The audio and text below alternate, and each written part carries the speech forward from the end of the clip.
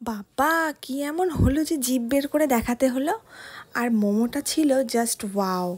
তো হ্যালো বন্ধুরা, সবাই কেমন আছো?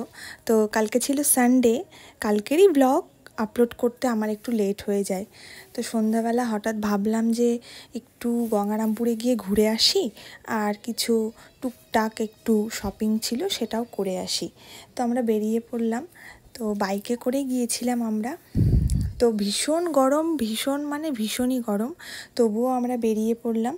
তো গঙ্গারামপুর পৌঁছানোর পরে আমরা চলে গেলাম ওয়াও বাজারে। তো সেখানে একটু টুকটাক বাজার ছিল, সেগুলো করলাম। তো ঢুকেই একটু পরেই আমার দাদার ছেলে ওরাও গিয়েছিল। জানতাম না ওদের সাথে দেখা হবে, তো দেখা হয়ে গেল আমার ছোট্ট ভাস্তার সাথে।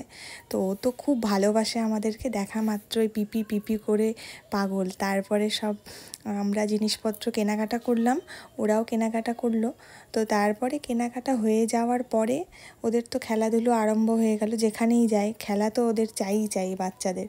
তো আমি এর আগেও ওয়াও বাজার থেকে প্রচুরই আমরা শপিং করি, খুব ভালো লাগে, একসাথে অনেক কিছু থাকে আর মনেও পড়ে যায় যে কি নেব না নেব।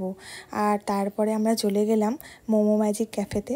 তো এটা তো আমাদের কম্পালসারি, ওখানে গেলে আমরা যাবই। তো তারপরে ওখানে যাওয়ার পরে অনেকটা টাইম বসে থাকতে থাকতে আমাদের খিদেও পাচ্ছিল, আবার বিরক্তও লাগছিল। তারপরে আমরা অর্ডার দিয়েছিলাম ফ্রায়েড চিকেন মোমো, আর দিয়েছিলাম আফগানি মোমো।